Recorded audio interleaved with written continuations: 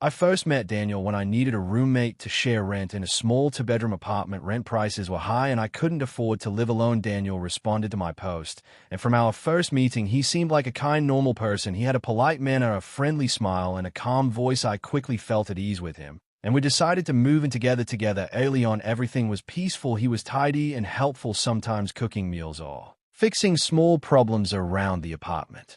It felt like I had found the perfect roommate in the beginning. Living with Daniel was enjoyable. We both had jobs in the same part of town. He worked at a little bookstore, and I worked at a nearby coffee shop. In the evenings, we'd watch movies together or share stories about our day. Occasionally, he surprised me with dinner or offered to cover chores I disliked, like taking out the trash. We split expenses and responsibilities without a problem, and I thought we got along better than most roommates. I appreciated his calm, friendly demeanor, and it made me feel comfortable. For a while, everything seemed perfectly normal. Then slowly things started to change. Daniel began coming home later, sometimes looking tired or distant. When I asked where he'd been, he'd shrug and say he was with friends, but his tone felt off. There were nights when I'd hear him on the phone speaking in a low voice. Once I caught him saying something about risk and people not finding out. I tried to convince myself it was just a misunderstanding. Still, it became harder to ignore the sense that something about Daniel was turning secretive and unsettling. One night I arrived home later than usual and found the apartment dark except for a dim light in Daniel's room.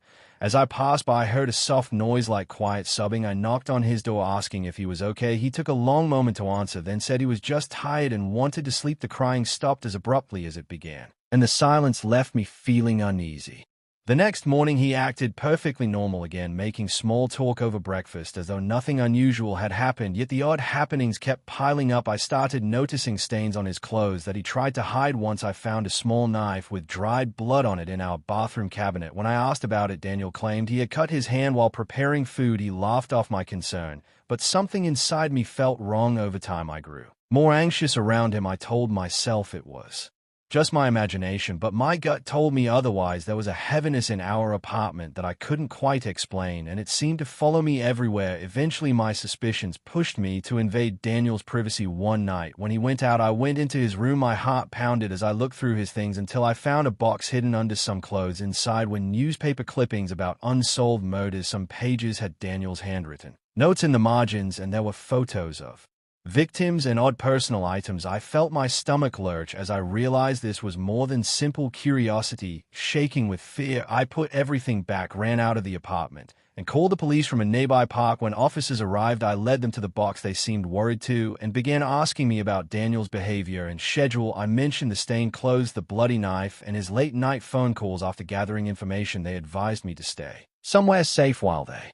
investigated. Scared and overwhelmed, I stayed with a friend and tried to carry on with my daily life. My thoughts, however, were filled with dread and confusion. I couldn't believe my friendly, polite roommate might be involved in terrible crimes, yet the evidence seemed too strong to deny. Days later, the police contacted me again with alarming news. They had arrested Daniel. He was caught trying to dispose of belongings linked to another victim. The evidence from our apartment plus what he was carrying connected him to several unsolved murders. I felt both relief and shock, realizing that I had shared a home with a dangerous murderer. Memories of Daniel's kindness clashed with the horrific truth. My mind reeled at how I had missed the warning signs, and I couldn't stop picturing every time we had cooked, talked, or laughed together. It was terrifying to realize how easily I had been fooled. Returning to the apartment to pack my belongings was one of the hardest things I have ever done. The rooms felt eerie, as if they still held the echoes of Daniel's secrets. As I sorted through my things, I found a note from him in my room. It read, "I'm sorry you found out this way. I never wanted to hurt you. You were the only real friend I had. Goodbye." My hand trembled as I read those words. I could not decide if they were genuine or another manipulation. Either way, it left me feeling torn, frightened, and strangely sad. Not long after, I moved away to another city, trying to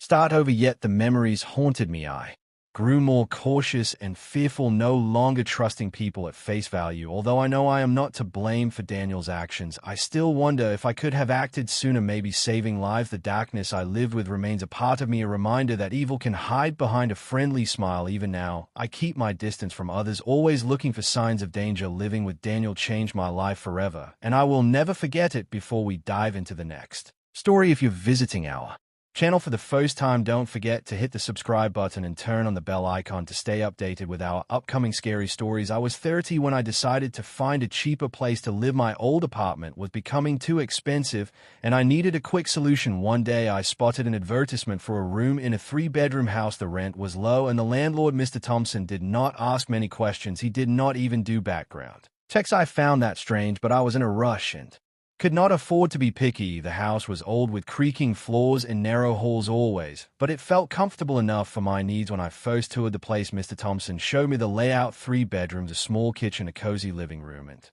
1 bathroom to share. He barely spoke about rules or expectations. I only knew I would have one roommate named Elizabeth. That afternoon, I signed a simple agreement and moved in. As I placed my boxes in my new room, I felt a slight chill in the air, but told myself it was just an old house settling around me. Elizabeth worked at night and slept during the day. Because of her schedule, we hardly crossed paths. I never even caught a glimpse of her during my first month there. Her door was always closed, and I rarely heard a sound coming from her room. Although she seemed to keep to herself, I sometimes felt as if there was another presence in the house, like someone watching from a hidden corner. At first, I thought I was just uneasy about living with a stranger I never saw. Soon after I settled in and odd things began to happen. I would place my keys on the kitchen counter, then later find them on the dining table. My toothbrush, which I kept in a cup by the sink, sometimes felt damp. When I had not used it, I tried to think of logical explanations. Perhaps I was stressed and forgetting where I placed things. Maybe the house had small leaks or draft that made items shift. But as days passed, it became harder to ignore the strange feelings growing inside me. One evening, I returned from work and noticed the front door was slightly open. I was certain I had locked it that morning. My heart began to pound. I stepped inside carefully and called out, "Hello, is anyone here?" The house was quiet,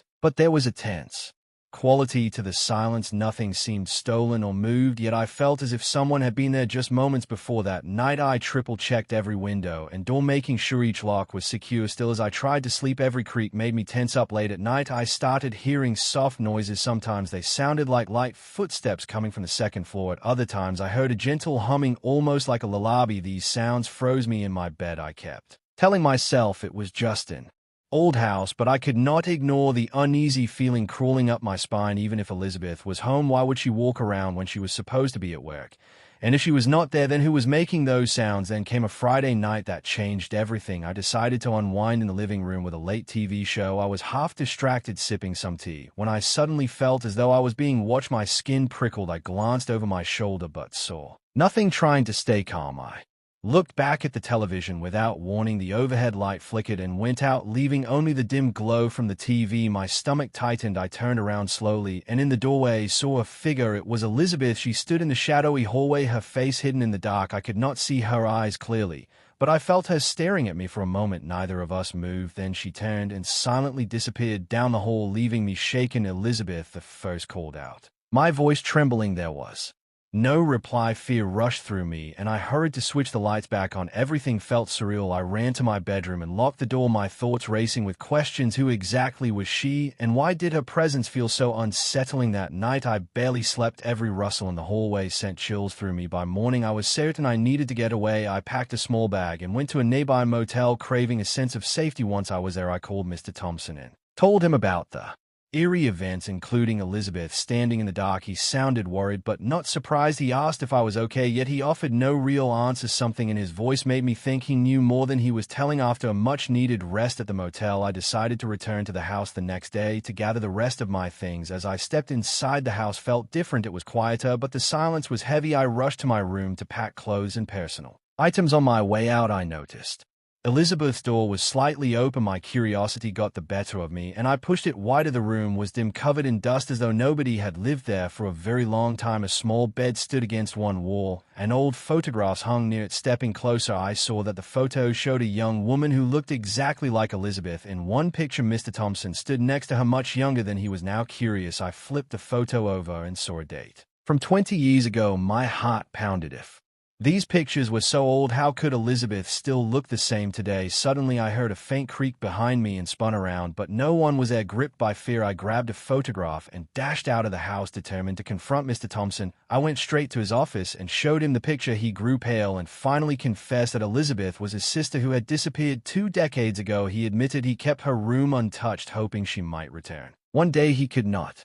explain how a person who resembled her had appeared in the house, or why she looked unchanged after so many years. Frightened and confused, I took my things and left, vowing never to return. I never imagined that moving into a small apartment in the city would lead me to such a terrifying experience. It started very simply. I was excited to find a place with low rent and a location close to my new job. I thought life would be easy and peaceful, but I was wrong. My roommate Alex turned out to be someone I will never forget. From the moment I met him, I felt something was off. He was tall and thin, with eyes that seemed to look far beyond me, as if he saw things I could not. In the beginning, I told myself he was just shy or preferred solitude. He spent almost all his time in his bedroom with the door locked. He rarely came out, and when he did not speak much for a while. I tried to believe that we simply had different habits and that living together would become more comfortable over time. But it did not. At night, I sometimes heard Alex whispering. The sounds were soft at first, like he was on the phone, but as the nights passed, these whispers became louder and more urgent, as though he were in deep conversation with someone or something that was not in the room. I told myself not to worry. Perhaps he was just watching scary movies or practicing lines for a play. I tried to ignore the growing unease in my stomach. Strange odors began to drift from Alex's room. It started as a mild, unpleasant smell, but soon became so strong that I could not pretend it was normal. It reminded me of something rotten, like spoiled meat or garbage left outside for too long. When I asked Alex about it, he laughed in a strange, hollow way. He said he had spilled something and would clean it soon, but the smell never went away. If anything, it got worse. I also noticed the way Alex seemed to glide through the apartment. He moved so quietly that I sometimes did not realize he was standing right behind me. Late at night, when I woke up to get a drink of water, I would see him in the hallway. His eyes would follow me, dark and cold, and it felt like he was watching every move I made. I would hurry back to my room. One night, when I could not sleep, I decided to find out what Alex was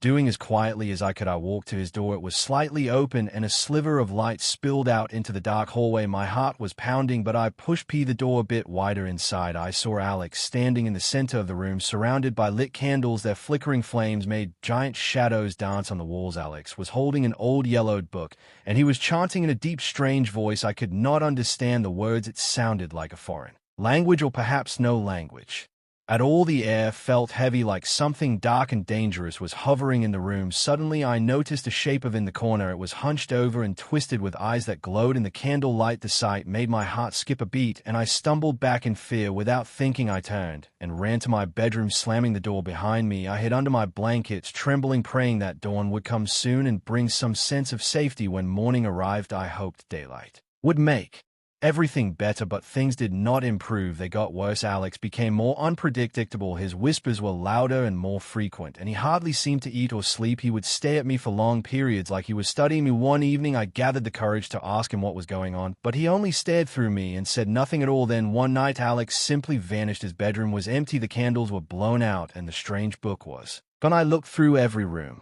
in our small apartment, but he was nowhere to be found. I should have felt relieved, but a feeling of dread clung to me. It felt like he was still around, watching me from somewhere I could not see. Days turned into weeks, and there was still no sign of Alex. I tried to go on with my normal routine, working, cooking, and sleeping, yet each time I entered the apartment, a sense of unease covered me like a dark cloud. I would jump at small sounds and glance over my shoulder, expecting Alex to be there. Then came the scratching. Late one night, I heard a faint scraping noise inside the walls. At first, I tried to ignore it, telling myself it was just a mouse or a rat, but the noise grew louder and more persistent until it became impossible to block out. It sounded like something with sharp claws scraping against the inside of the wall, trying to break through. Before long, the creatures appeared. They crawled out of dark corners, their bodies contorted in unnatural shapes, their eyes glowing with an intense, frightening light. I stood frozen, my heart pounding, as they skittered across the floor. There were so many of them, and they all seemed to look right at me. It felt like they were waiting for a command, like I was a trapped animal in a cage. At that moment, I realized I had to escape. I grabbed my keys and dashed for the door. But then I saw him. Alex stood in the doorway, blocking my path. His face looked paler than before, and his eyes were emptier than I had ever seen. "You can't leave," he said, like a judge